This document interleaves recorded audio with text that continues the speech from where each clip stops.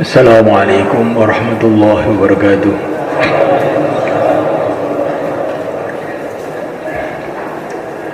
Innal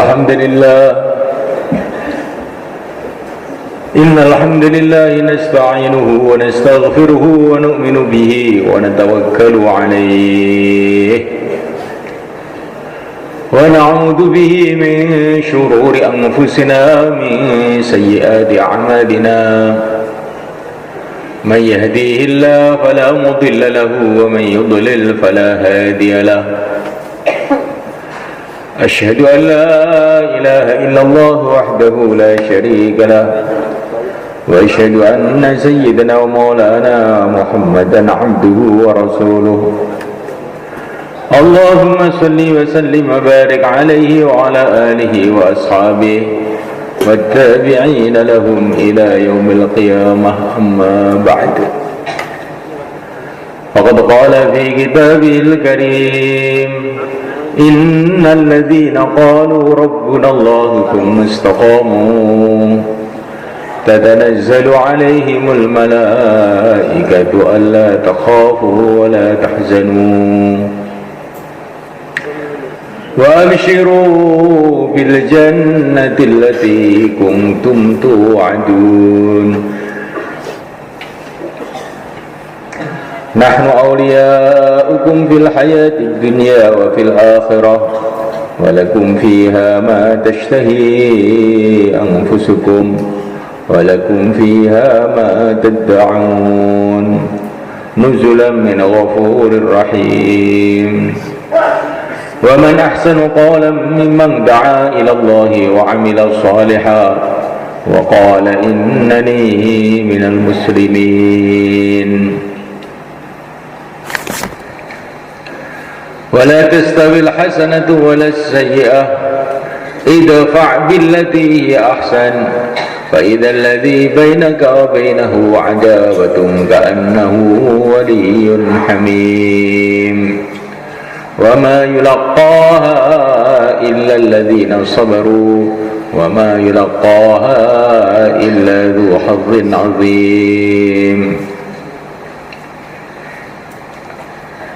Hadirin dimuliakan Allah SWT, majelis kita ini adalah majelis usaha yang mendengarkan usaha, yang berbicara pun usaha.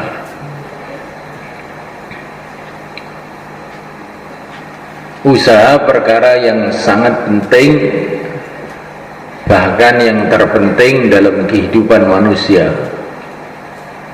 yaitu usaha hidayah. Hidayah ini adalah petunjuk dari Allah yang Allah berikan kepada siapa saja yang Allah kehendaki.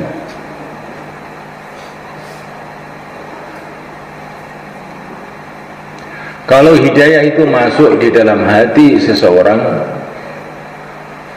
maka dia akan faham dan yakin bahwa yang berkuasa di alam semesta ini hanya Allah Subhanahu wa ta'ala. Manusia tidak berkuasa, yang menciptakan manusialah yang berkuasa. Raja-raja tidak berkuasa, yang menciptakan raja-raja itulah yang berkuasa. Negara-negara tidak berkuasa, yang berkuasa adalah yang menciptakan alam semesta ini, Allah Subhanahu wa ta'ala. Sehingga hatinya siang dan malam menghadap kepada Allah, berharap kepada Allah, takut kepada Allah. Kesibukannya siang dan malam satu saja, yaitu bagaimana kehidupannya habis untuk taat, untuk berbakti kepada Allah Subhanahu wa ta'ala. Itu kalau hidayah masuk dalam hati.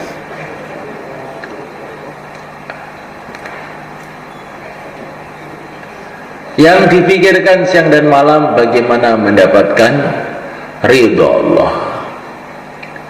Di rumah yang dipikirkan bagaimana mendapatkan ridha Allah. Kalau saya mendapatkan ridha Allah di rumah saya, maka akan banyak kebaikan-kebaikan datang ke rumah saya. Di sawah pun yang dipikirkan bagaimana mendapatkan ridha Allah. Kalau Allah ridha kepada aku ketika saya di sawah, maka akan datang macam-macam kebaikan.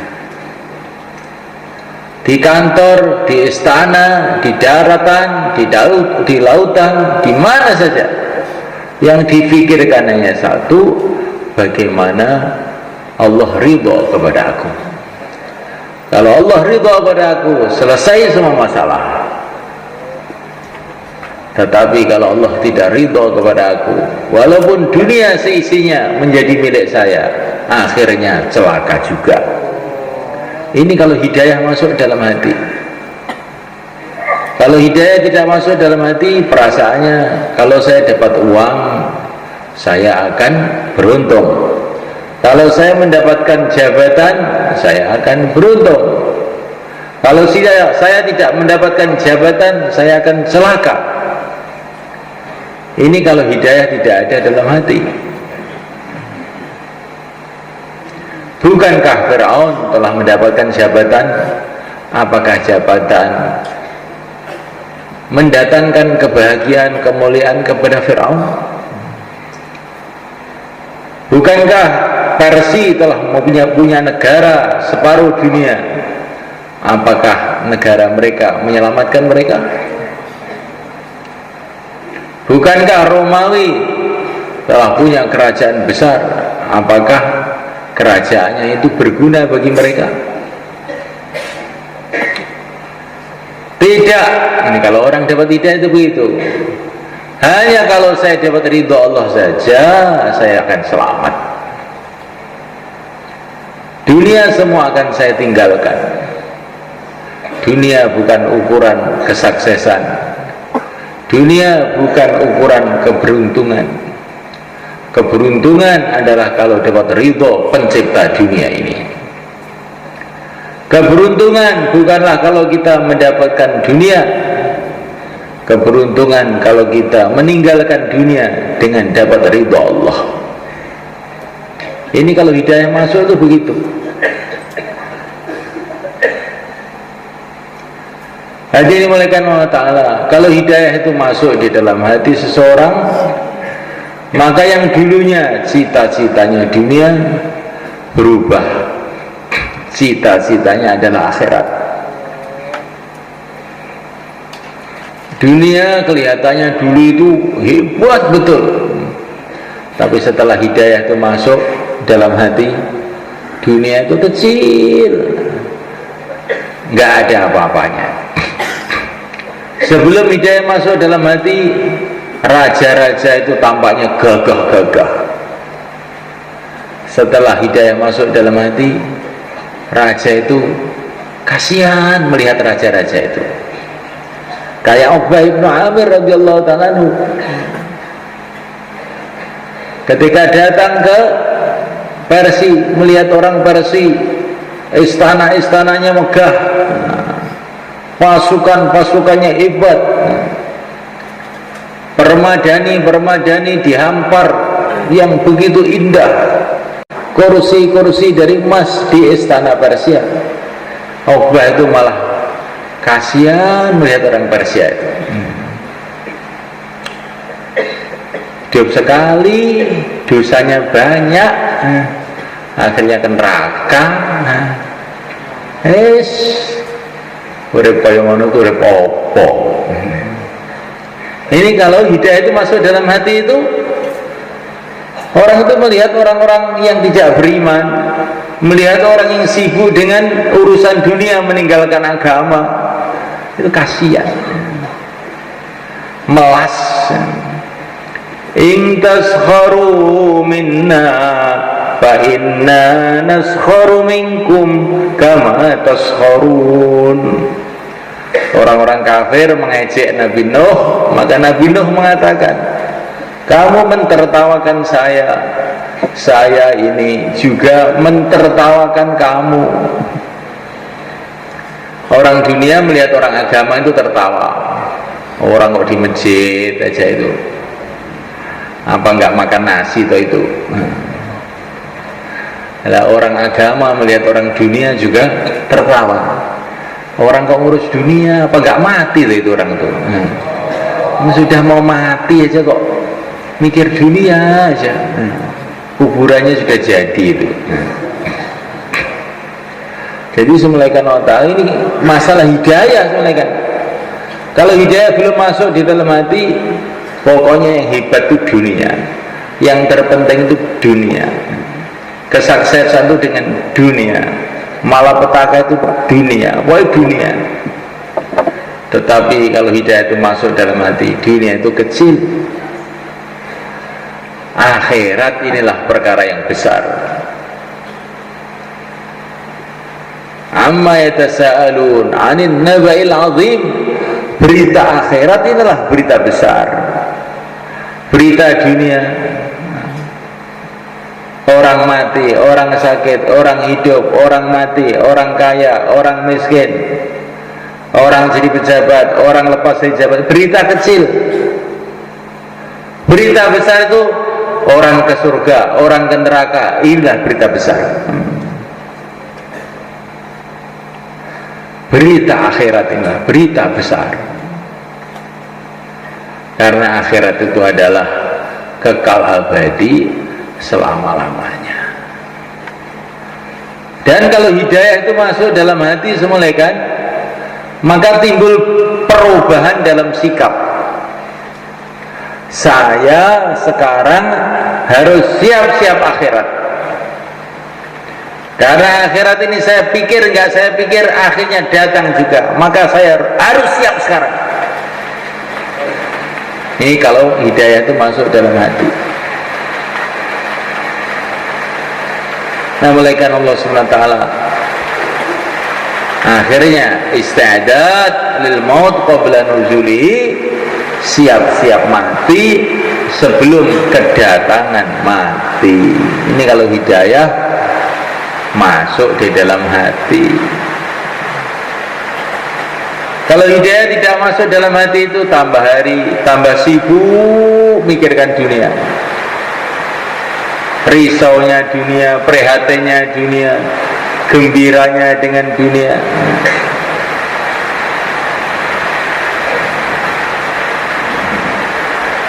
Mungkin masih ibadah juga, tapi sudah tidak merasakan kelezatan ibadah lagi. Ini tanda-tanda hidayah sudah mengecil. Kalau dapat uang itu gembira, tapi kalau bisa sholat biasa aja. Ini tandanya sudah hidayahnya itu tinggal 2,5 watt. Nah, tinggal 2,5 watt. Dapat agama biasa saja, tapi kalau dapat dunia bergembira ria. Nah, mulaikan suatu hari keluarga Sayyidina Ali radhiyallahu ta'ala anhu dalam keadaan sangat sulit, gak ada makanan di rumah. Maka Sayyidah Fatimah, istrinya Sayyidina Ali, disuruh oleh Sayyidina Ali, kamu pergilah ke Rasulullah SAW, barangkali Rasulullah bisa membantu apa untuk kita. Maka Sayyidah Fatimah pun pergi kepada Rasulullah Sallallahu Alaihi Wasallam. Maka Rasulullah mengatakan, hai Fatimah, mana yang kamu pilih? 5.000 kambing saya kasihkan kamu, atau 5 kalimah akan saya ajarkan kepada kamu yang baru saja diajarkan oleh malaikat Jibril kepada aku. Maka Sayyidah Fatimah mengatakan, 5 kalimah itu saja ya ayahku. Ya awalal awalin, ya akhiral akhirin, Ya dzal quwwatil matin, ya rahimal masakin, ya arhamar rahimin. Sayyidah Fatimah radhiyallahu ta'ala anha pulang, diceritakan perkara ini kepada Sayyidina Ali, suaminya. Maka Sayyidina Ali pun bergembira, sangat gembira. Ini hari terbaik bagi kita, hai Fatimah. Kamu keluar rumah mencari dunia, pulang-pulang bawa akhirat. Kamu keluar mencari dunia, pulang bawa akhirat. Inilah hari terbaik.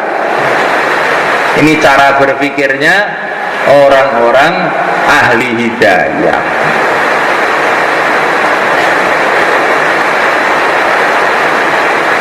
Hadirin malaikat Allah SWT, Masya Allah, hidayah ini perkara yang sangat mahal.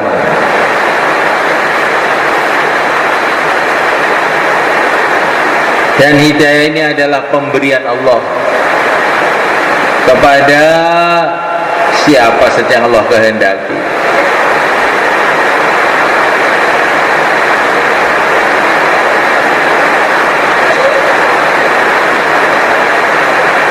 Dulu pernah ada zaman di mana hidayah yang Allah turunkan itu begitu besar, kayak matahari terbit dari ufuk timur, sehingga seluruh dunia terang benderang. Itulah zamannya yang mulia Nabi Agung Muhammad SAW. Setelah itu zamannya para sahabat. Tapi kemudian terjadi kemerosotan hidayah. Setelah hidayah itu merosot, apa yang terjadi? Manusia itu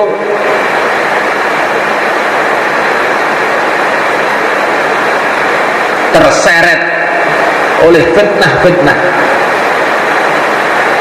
sehingga tidak tahu lagi hak, tidak tahu lagi batil. Manusia hidup dalam keadaan ghaflah, lalai, sedikit sekali ingat kepada Allah.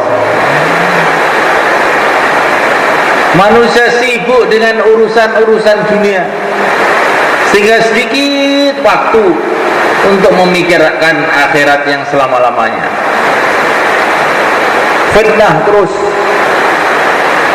bertubi-tubi datang.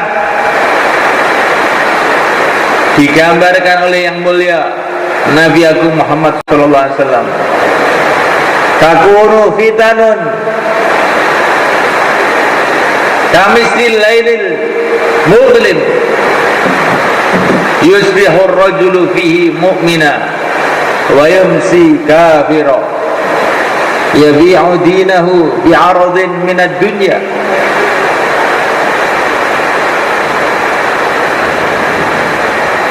Takunu fitanun kaqita'il lailil mudlim, akan datang fitnah-fitnah seperti gelapnya malam.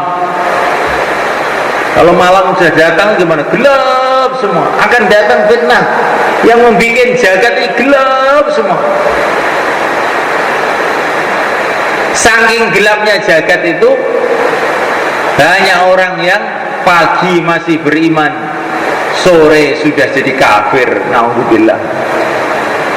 Sore masih beriman, pagi sudah menjadi kafir.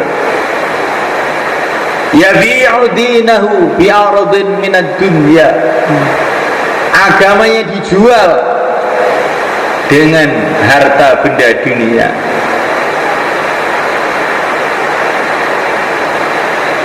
Masih datang lagi fitnah lagi, sampai puncaknya adalah fitnahnya Dajjal. Zaman Dajjal ini begitu berat sekali. Kekuasaan dunia ini Allah berikan kepada Dajjal. Ekonomi Semua diserahkan oleh Allah pada Dajjal untuk menguji manusia. Siapa yang tidak ikut Dajjal nggak bisa makan. Orang kaya tidak mau ikut Dajjal langsung jadi miskin. Orang miskin ikut Dajjal langsung jadi kaya. Sehingga dalam beberapa riwayat dikatakan pada zaman Dajjal ini orang Islam yang selamat dari fitnahnya Dajjal itu cuma 12.000 orang aja. Yang lainnya terkena fitnahnya semua. Naudzubillah. Semoga Allah lindungi kita, selamatkan kita dari fitnah yang begitu.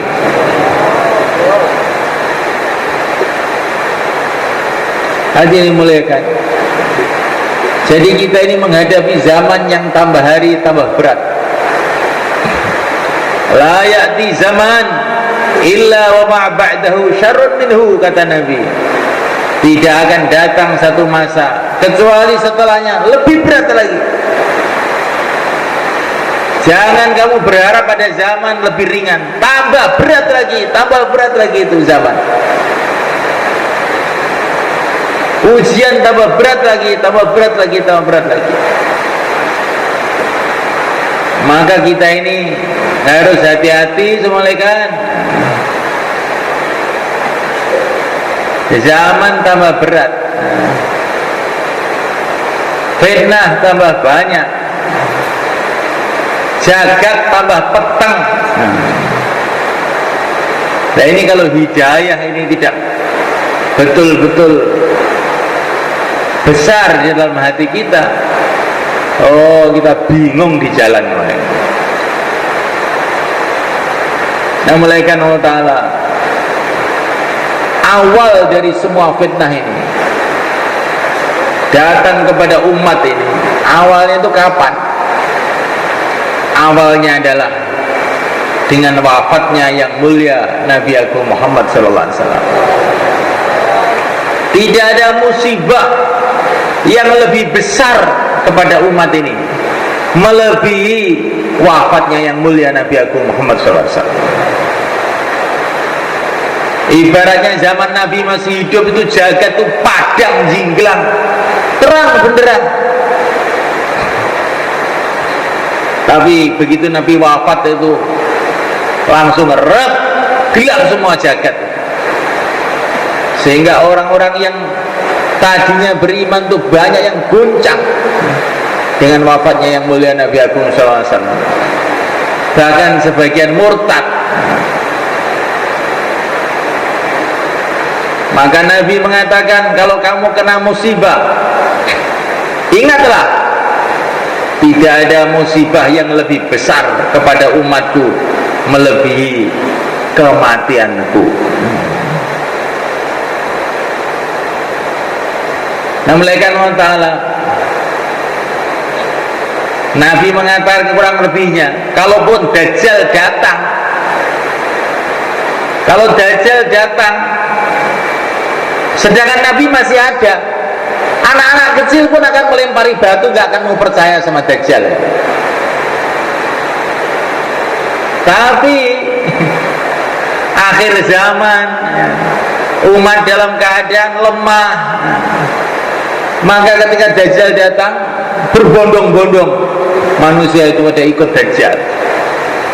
Sampai Dajjal ngaku Tuhan pun orang-orang juga percaya, iya Tuhan.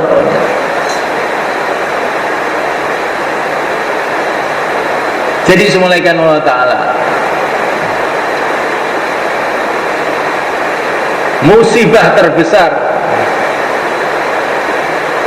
bagi kita ini, kalau kita mau merenung, adalah wafatnya yang mulia Nabi Agung Muhammad SAW.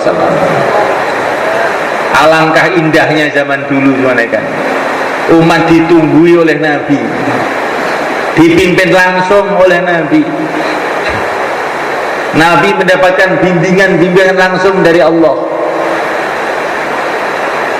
La yantiqu 'anil hawa in huwa illa wahyu yuha.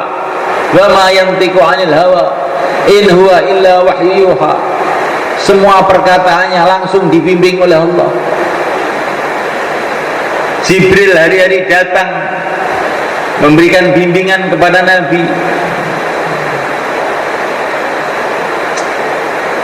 Alangkah indahnya zaman itu. Zaman itu sudah tidak ada lagi.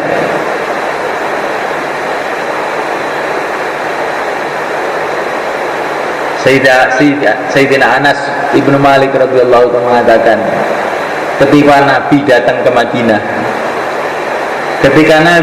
ke Madinah, saya lihat segala sesuatu jadi terang semua. Ketika Nabi wafat, saya lihat segala sesuatu jadi gelap semua.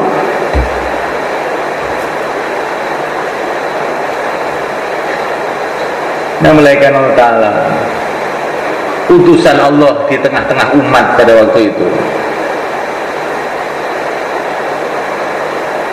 Berita-berita langit berdatangan tiap hari. Tidak ada masalah khilafiyat nggak ada. Semua kembali pada Nabi. Kalaupun ada khilafiyat yang diizinkan oleh Nabi, tiba-tiba Nabi telah dipanggil oleh Allah. Ujian untuk umat ini.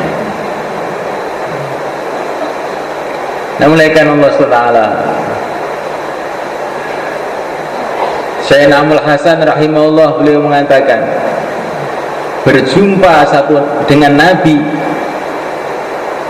satu detik saja itu adalah lebih baik daripada mujahadah 1000 tahun. Para sahabat jadi sahabat karena mereka berjumpa dengan Nabi itu. Kalau perjuangannya orang belakang masih bisa berjuang kayak para sahabat, pengorbanannya orang-orang belakang juga korban, tapi nggak bisa ini ditandingi sahabat ini karena mereka telah berjumpa langsung dengan Nabi. Orang itu begitu berjumpa kepada Nabi, walaupun 1 menit dalam keadaan iman, langsung radhiyallahu ta'ala anhu, dia jadi wali langsung malaikat.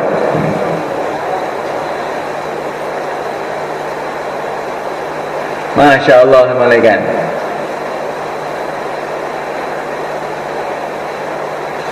Tapi masa itu telah berlalu, kita tidak mengikuti lagi.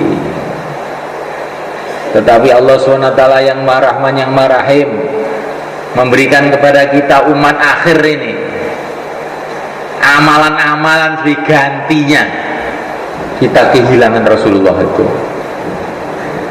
Apa itu? Yang pertama kali, kita mesti mencintai Rasulullah dari lubuk hati kita.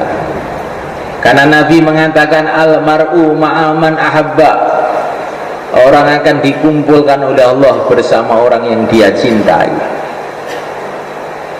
Walaupun kita tidak pernah berjumpa dengan Nabi, tapi kalau kita betul-betul mencintai Nabi, maka kita akan dikumpulkan oleh Allah bersama beliau. Allahumma amin.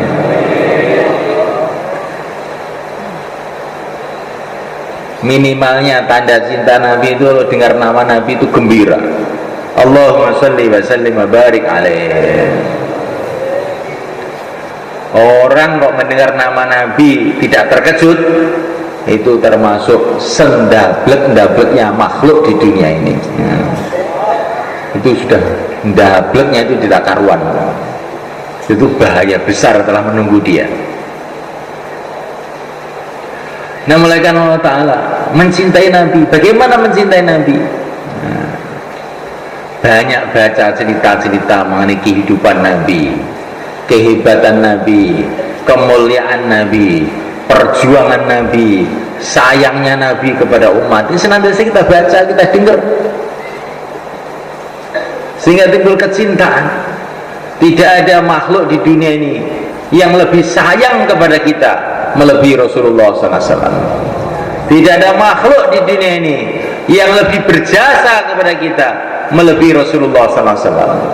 Dialah manusia yang dikirim oleh Allah untuk menjemput kita menuju surga Allah SWT. Allahumma salli wa sallim wa barik alaihi.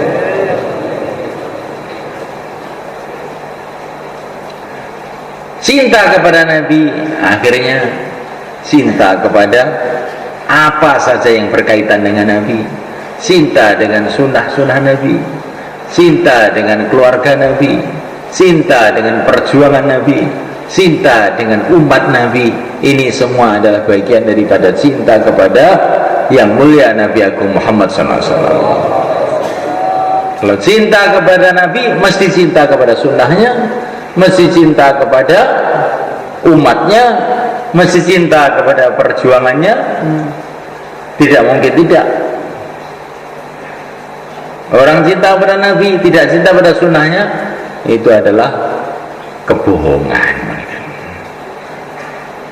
Hadirin dimulakan Allah Ta'ala.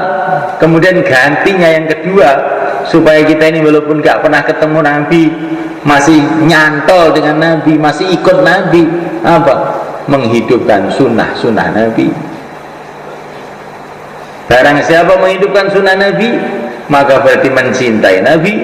Barang siapa mencintai Nabi, akan ke surga bersama Nabi. Maka menghidupkan sunnah ini penting, mereka. Sunnah-sunnah Nabi maksudnya amal-amalan Nabi itu semua kita usahakan betul-betul. Berpakaian dengan cara Nabi, tidur dengan cara Nabi, ke masjid dengan cara Nabi.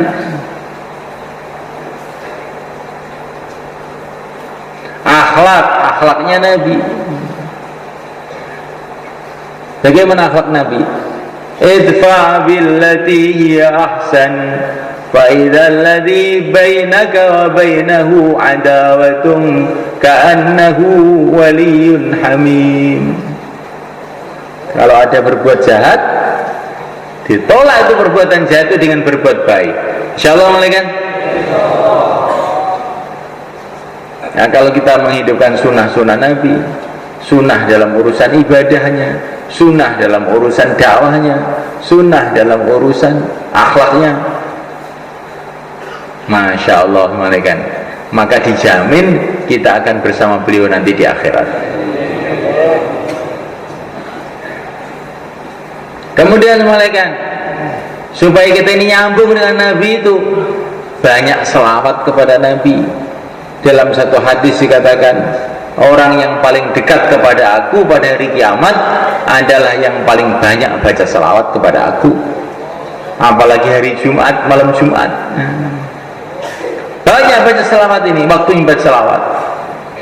Fa inna salatakum ma'rudatun alaiya, karena bacaan selawat kamu itu akan ditampakkan oleh Allah kepada Nabi. Maka kalau baca selawat itu dengan penuh ta'zim, penuh adab, karena bacaan selawat kamu itu akan ditampakkan kepada Nabi. Kalau baca selawat dengan lalai, dengan ngantuk, itu nanti kalau ditampakkan kepada Nabi, apa Nabi tidak gimana? Nanti saya khawatir Nabi tidak suka. Insyaallah, kan? Ini supaya kita ini kumpul dengan Nabi, walaupun kita sudah tidak pernah melihat Nabi. Yang pertama apa? Cintai Nabi. Yang kedua, pegang sunnah-sunnah Nabi.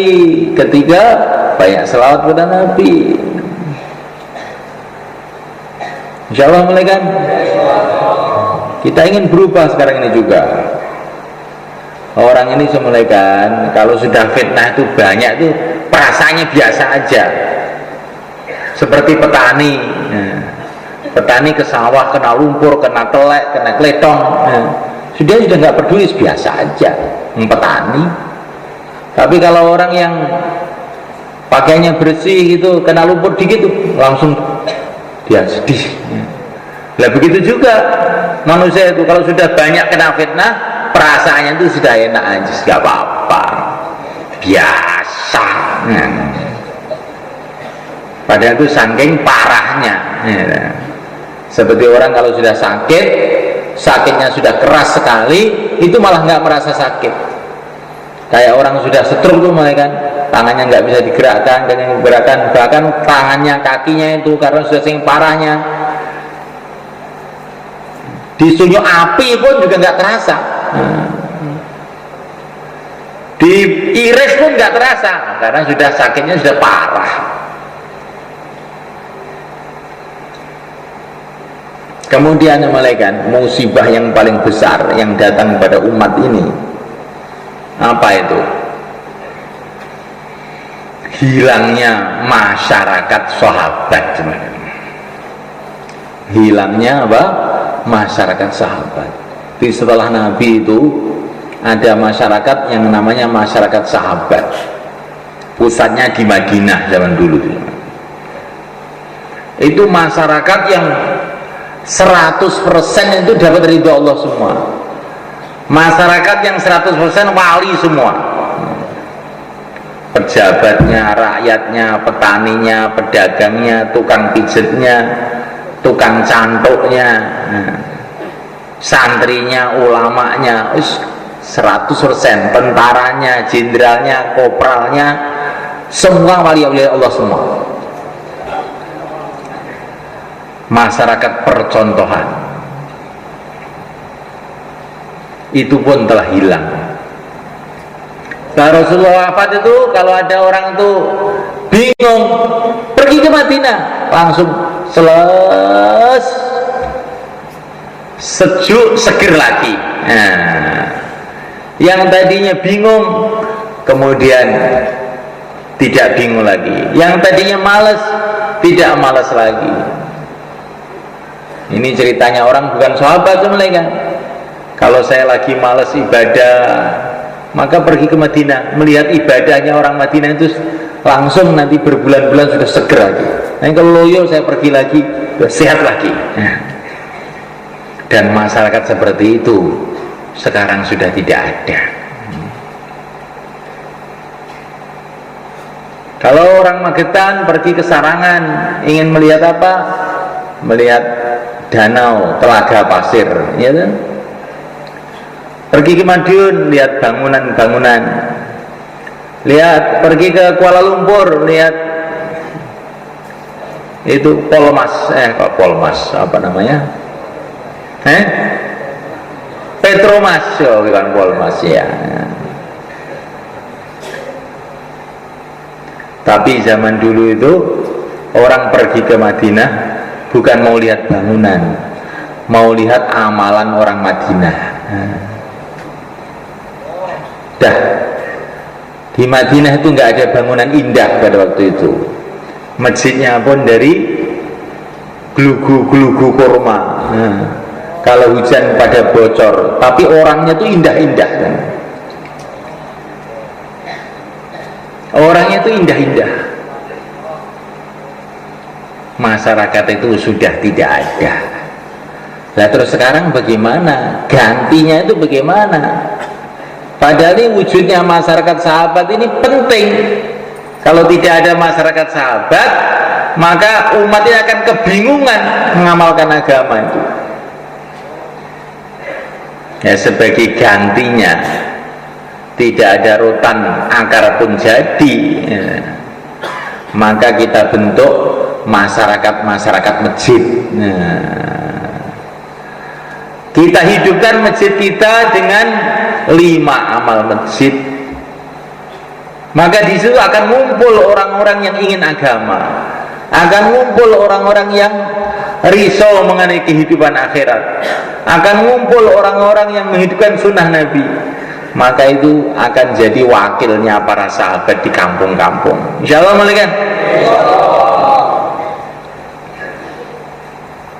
Kita hidupkan majlis-majlis taklim, pesantren-pesantren kita hidupkan, supaya ada masyarakat yang mikir agama, masyarakat yang pikirannya mau membuat hubungan dengan Allah, masyarakat yang ingin mikir akhirat, bangun akhirat. Maka masjid-masjid dihidupkan, majlis-majlis taklim dihidupkan. Seorang sahabat bertanya, ya Rasulullah, bagaimana saya itu supaya bisa mengamalkan agama, kurang lebihnya? Maka Nabi mengatakan, hadirlah di majlis-majlis zikir. Dan kalau kamu sedang sendirian, gerakkan lisan kamu dengan zikrullah. Maka perlu dibuat majelis zikir di rumah kita, di masjid kita, di mana-mana. Maka walaupun sudah tidak ada masyarakat sahabat, tapi nanti masih ada ya gantinya, dikit-dikit, walaupun nggak sama itu masih ada gantinya, sehingga umatnya ada tempat berteduh. Ibaratnya jagat itu panas nggak karuan tuh, ada tempat ngiyupnya, tempat berteduhnya itu ada. Tapi kalau kita tidak bangun suasana masjid, suasana taklim, suasana zikrullah nggak kita buat, maka ibaratnya umat ini kepanasan semua, kicat semua, kebingungan semuanya. Kemana-mana ketemu hanya orang bicara dunia, riso dunia. Kalau belajar pun belajar dunia, kalau mimpi pun mimpi dunia, kalau minta doa kepada kiai pun supaya tokonya laris, semua dunia. Akhirnya kita ini kicat, nggak menemukan tempat berteduh umat ini. Maka dengan kita hidupkan masjid dengan amalan masjid, kita hidupkan majelis taklim, kita hidupkan majelis zikir, malam hari doa menangis kepada Allah, maka umat ini ada tempat sejuknya. Insyaallah malaikat. Jangan sampai kita ditipu oleh pikiran kita malaikat, bahwa agama ini akan bisa diamalkan, hidayah akan bisa diamalkan kalau ada harta benda. Enggak, agama itu hidupnya bukan dengan harta benda. Maka Nabi diutus oleh Allah SWT di Jazirah Arab, tempat yang paling miskin seluruh alam. Air pun susah untuk dicari. Disalah Nabi usaha agama, menunjukkan agama ini tidaklah hidup dengan ekonomi. Kalau seumpama ekonomi itu bisa menghidupkan agama, maka kalau orang kaya itu kayanya besar sekali jadi wali lama-lama. Tapi kenyataannya kan tidak loh. Orang itu kalau sudah kaya malah nggak ke masjid biasanya. Itu menunjukkan kekayaan itu bukan sumber agama, bukan sumber agama. Nyatanya gitu. Yang ke masjid nanti kan orang-orang miskin. Orang kaya masih sibuk ngitung apa nggak tahu.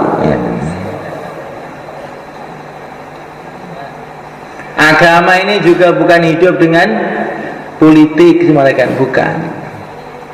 Kalau agama bisa hidup dengan politik, nanti kalau lurah itu wali, kalau camat itu wali kutub,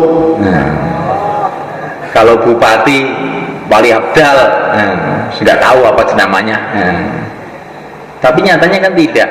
Kalau jadi pejabat malah nggak ke masjid, menunjukkan jabatan tidak mendatangkan hidayah. Ini bukan menjelek-jelekan pejabat, di sini banyak pejabat. Tapi jabatan kamu itu loh tidak akan menolong kamu terus tambah dekat kepada Allah, tidak. Sunnah Nabi, amalan sahabat ini akan mendekatkan kamu kepada Allah, bukan jabatan.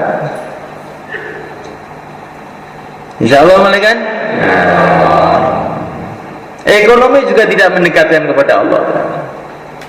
Ma amwalukum wala auladukum billati tuqarribukum ilallahi zulfa. Tidaklah harta kamu dan anak-anak kamu bisa mendekatkan kamu kepada Allah. Enggak. Yang mendekatkan kamu kepada Allah itu ya amalannya Nabi, amalannya sahabat ini. Insyaallah malaikat.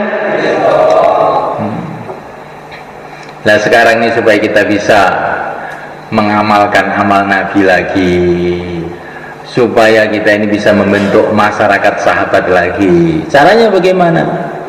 Caranya kita harus bangkit malaikat. Kompangdir. Nabi dikasih bayan hidayah yang pertama, dikasih petunjuk yang pertama, bagaimana caranya membangkitkan agama itu.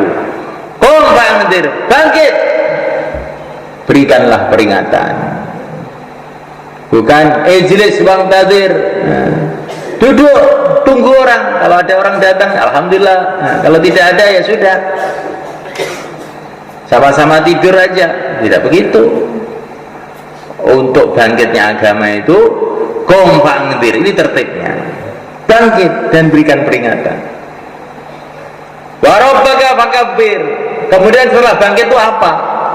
Yang dibuat apa? Wa rabbaka fakabbir. Cerita keagungan Allah Subhanahu wa taala.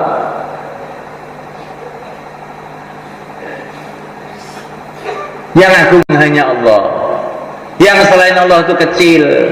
Bahkan yang selain Allah itu tidak ada pada hakikatnya. Yang selain Allah itu hanya diadakan oleh Allah. Yang ada sebetul-betulnya ada hanya Allah saja. Selain Allah itu hanya diadakan oleh Allah, nggak ada. Itu tugas kita. Bangkit, berikan peringatan. Peringatannya apa? Wa rabbaka fakabbir. Mengagungkan Allah. Hanya Allah yang diagungkan. Wa thiyabaka fatahhir. Pakaian kamu bersihkan.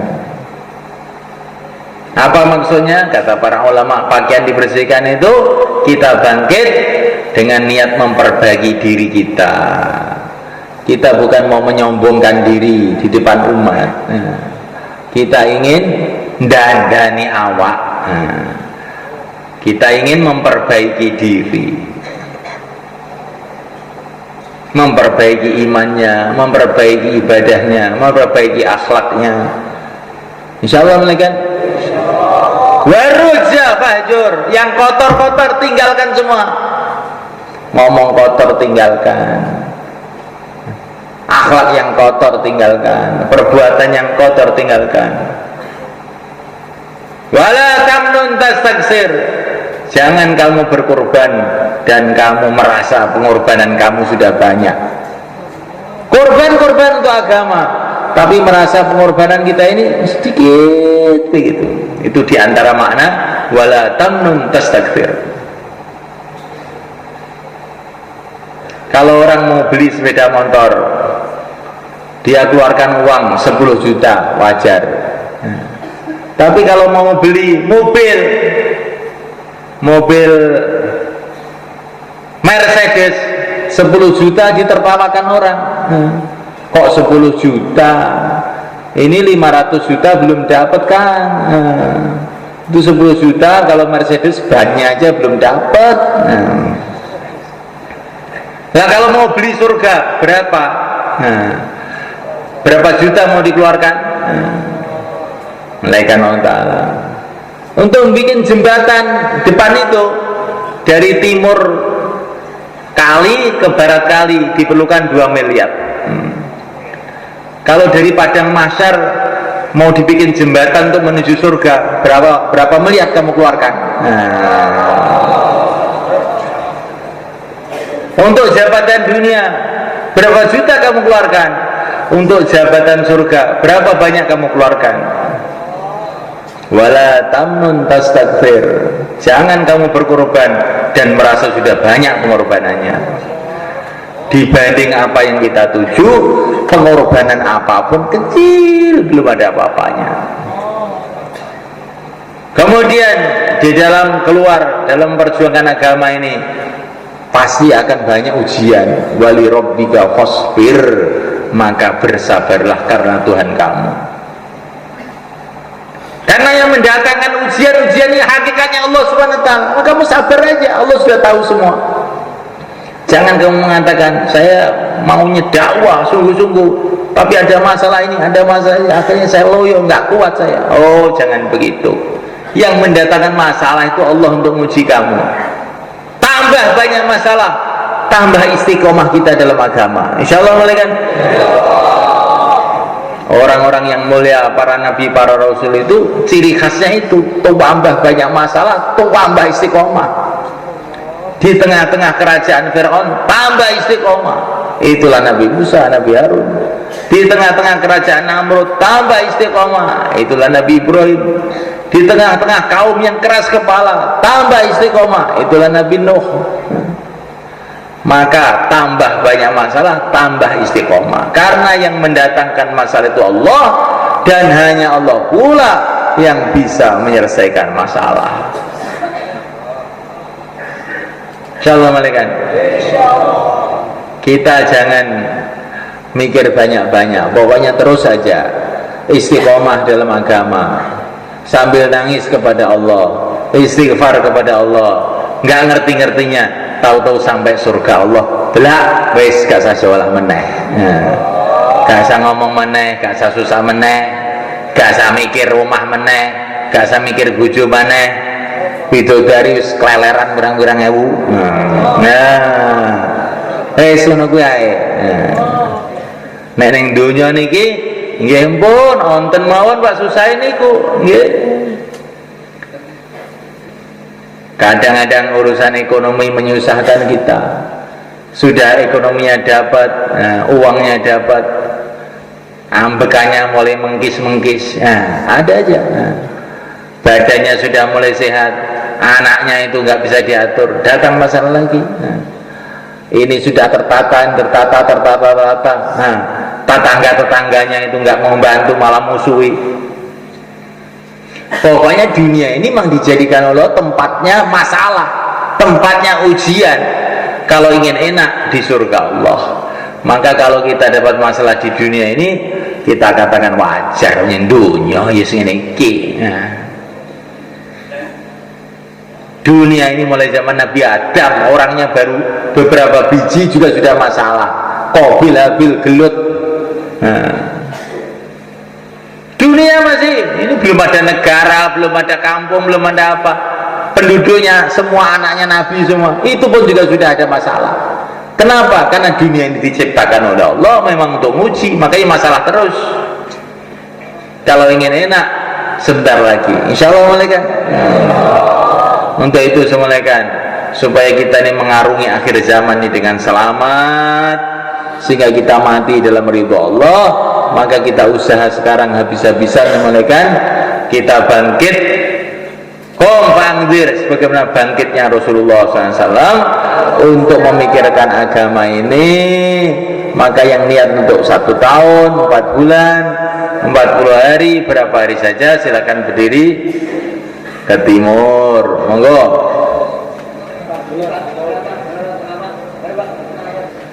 Silakan malaikat kita bangkit. Ini untuk siapa? Untuk diri kita masing-masing ini, supaya kita dapat tempat nanti di akhirat. Insya Allah malaikat. Kalau kita pikirkan bahwa ini untuk orang lain, kita jadi berat. Ini untuk kepentingan diri kita sendiri. Kalau kita bikin rumah untuk orang lain, ya kita bikin jelek-jelek aja. Tapi kalau rumah sendiri, ratusan juta pun siap. Nah ini agama untuk bikin rumah sendiri loh semuanya kan. Kalau tidak mau tuh gimana? Untuk bikin rumah sendiri, untuk kemuliaan kita sendiri, bukan untuk orang lain. Insya Allah malaikat. Yang mau 4 bulan, 40 hari, tambah masa, sisa masa, silakan ke timur semua. Monggo, pinten-pinten monggo jumeneng.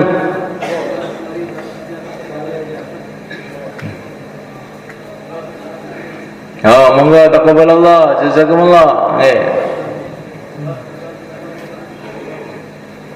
Insyaallah sudah niat Bang nggih. Ini kasih jalan tuh. Masyaallah. Sekarang 3344, apa yang kita dengarkan tadi diulang lagi. Terus kita membuat rencana kapan mau bangkit. Kapan mau bangkit? Ini bukan perintah untuk Nabi saja, perintah untuk kita. Kalau perintah untuk Nabi saja tidak disebut dalam Quran. Ini perintah untuk kita juga. Kapan kita mau bangkit? Silakan 3344. Monggo. Ndak merencana jeng nopo. Badi bangkit kangge mikirnya akhiratnya.